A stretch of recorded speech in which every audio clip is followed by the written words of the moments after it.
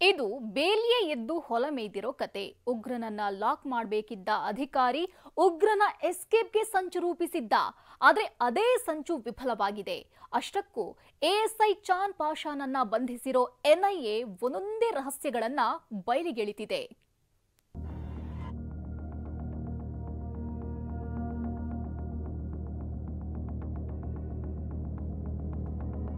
Cinema ಸ್ಟೈಲ್ನಲ್ಲೇ ಉಗ್ರರನ್ನ escape ಮಾಡಲು ಸಂಚು.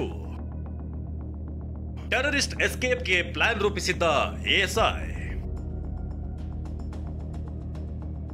ಪರಪ್ಪನಗ್ರಹಾರ ಜೈಲಿನಲ್ಲಿರುವ ಉಗ್ರ ನಾಸೀರ್ಗೆ ಸಹಾಯ ಮಾಡಿದ ಆರೋಪದಲ್ಲಿ ಎಎಸ್ಐ ಚಾನ್ ಪಾಷಾ ಮನೋವೈದ್ಯ ನಾಗರಾಜ್ನನ್ನ ಎನ್ಐಎ ಬಂಧಿಸಿದೆ.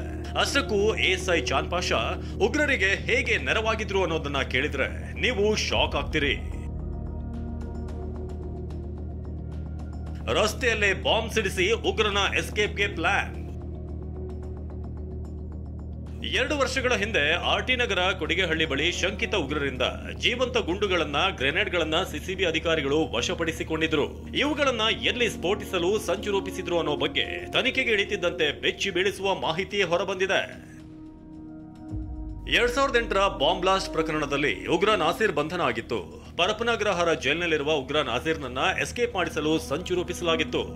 ಇದಕ್ಕೆ ಎಎಸ್ಐ ಚಾನ್ ಪಾಷಾ ಪ್ಲಾನ್ ಮಾಡಿದ್ದ. ಅಷ್ಟಕ್ಕೂ ಉಗ್ರನನ್ನ ಕೋರ್ಟ್ಗೆ ಕರೆದೊಯ್ಯುವಾಗ ಎಎಸ್ಐ ಪಾಷಾ ಜೊತೆಗೆ ಇರ್ತಿದ್ದ. ಈ ವೇಳೆ ರಸ್ತೆ ಮಧ್ಯೆ ಗ್ರೆನೇಡ್ಗಳನ್ನ ಸ್ಫೋಟಿಸಲು ಪ್ಲಾನ್ ಮಾಡಲಾಗಿತ್ತು. 5 ಉಗ್ರರ ಟೀಮ್ನಿಂದ ನಾಸೀರ್ ಎಸ್ಕೇಪ್ಗೆ ಸ್ಕೆಚ್ ಹಾಕಲಾಗಿತ್ತು. ಜುನೈದ್, ಮೊಹಮ್ಮದ್ ಹರ್ಷದ್ ಖಾನ್, ಸುಹೈಲ್, ಫೈಜಲ್, ತಬ್ರೇಜ್ ಹಾಗೂ ಮುದಾಸಿರ್ ಎಸ್ಕೇಪ್ ಪ್ಲಾನ್ ರೂಪಿಸಿದ್ರು.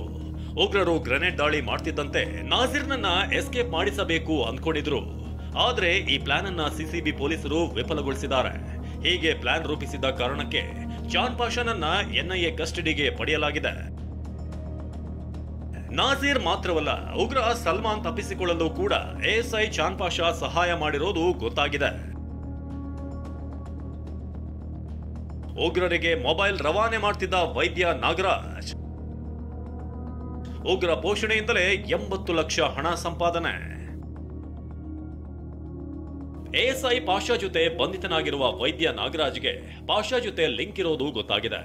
ಜೈಲಿನಲ್ಲಿರುವ ಶಂಕಿತ ಉಗ್ರರಿಗೆ, ರೌಡಿಗಳಿಗೆ ನಾಗರಾಜ್ ಮೊಬೈಲ್ಗಳನ್ನ ರವಾನೆ ಮಾಡ್ತಿದ್ದ. ಇದರಿಂದಲೇ 80 ಲಕ್ಷ ರೂಪಾಯಿ ಹಣ ಸಂಪಾದಿಸಿರೋದು ಗೊತ್ತಾಗಿದೆ. ನಾಸೀರ್ ಹೇಳಿದ ಜಾಗಕ್ಕೆ ಹಲವು ಮೊಬೈಲ್ ಹಾಗೂ ವಾಯ್ಸ್ ರೆಕಾರ್ಡ್ಗಳನ್ನ ವೈದ್ಯ ಕಳಿಸಿರೋದು ಗೊತ್ತಾಗಿದೆ. ಇನ್ನು ಜುನೈದ್ ತಾಯಿ ಇನಿಸಾ ಫಾತಿಮಾಗೆ ಮುಸ್ಲಿಂ ರಾಷ್ಟ್ರಗಳಿಂದ ಹಣ ಬಂದಿರೋ ಮಾಹಿತಿ ಇದ್ದು ಆ ಬಗ್ಗೆಯೂ ತನಿಖೆ ಆಗ್ತಿದೆ.